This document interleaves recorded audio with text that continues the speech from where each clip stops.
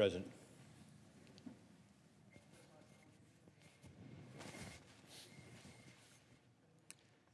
This week, the Congress continues to work on a bipartisan basis to try to respond to this coronavirus pandemic.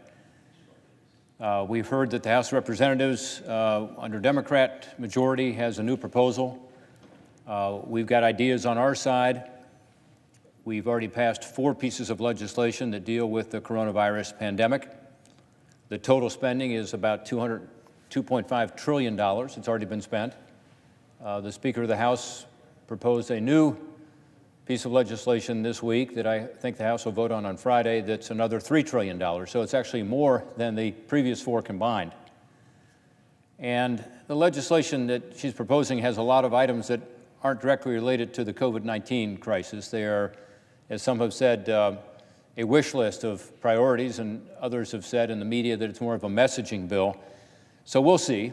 Among other things, it says, as an example, that they want to change the current law, which says that you're limited in terms of how much of a federal tax deduction you can take for state and local taxes.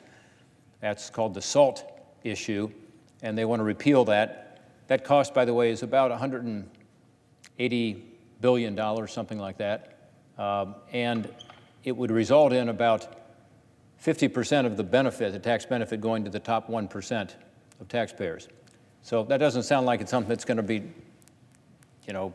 impactful in terms of the coronavirus pandemic we face. I can think of a lot of better ways to spend that money, including more testing, including ensuring that our small businesses can get back on their feet, ensuring that our healthcare system is sound, and other things. So we're going to continue to work on that. My hope is that, as we did with the previous 4, we can figure out a way to come together as Republicans, Democrats, House, and Senate. Look at what we've already spent, the $2.5 trillion, see how it's been spent.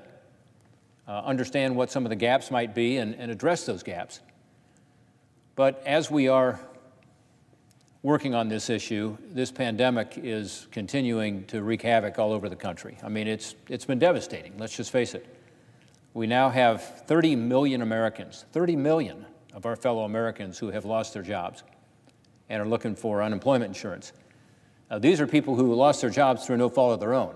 They lost their jobs because the pandemic infected the economy, and they don't have a place to work. I know friends of mine, people I've known for a long time who have never been unemployed. They're unemployed now for the first time. They're getting unemployment insurance for the first time. They want to go back to work, but they don't have a job right now. So that's been devastating to them, to a lot of small businesses. I've talked to people who have put their lives into their business. They poured their lives and their resources into these businesses. Guy tells me, I've been doing this for 40 years. I started with just a couple of people. I got to a few more, and now, boom, my doors are closed. Think of the movie theaters and the bowling alleys and the small restaurants, the hotels. I mean, anything to do with travel and tourism. I mean, these businesses are in tough shape. So is the beauty parlor and the nail salon and the barber shop. So this is testing our resolve, isn't it, in ways that we had never expected. And I guess that's part of the point. We had never expected, because we weren't prepared for this kind of pandemic. Congress, again, has tried to help with these 4 measures we've already passed, and I think they have helped, particularly with a lot of these small businesses. Our healthcare system has been helped. Trillions of dollars, $2.5 trillion of taxpayer funds have gone out to try to really be a rescue package to help people weather this storm. Again, I hope the next package can be effective, not just in weathering the storm, but also in getting the economy moving. So more stimulus, giving small businesses the tax relief to encourage them to invest more, add more jobs. Maybe some smart spending in terms of infrastructure, things like rural broadband that will create more jobs immediately, but also bring us closer to having real access for people in poor areas of our country to be able to do the small business development, to do telehealth, to do telelearning through broadband. So there's some things I think that we can do that will actually help to stimulate more economic growth.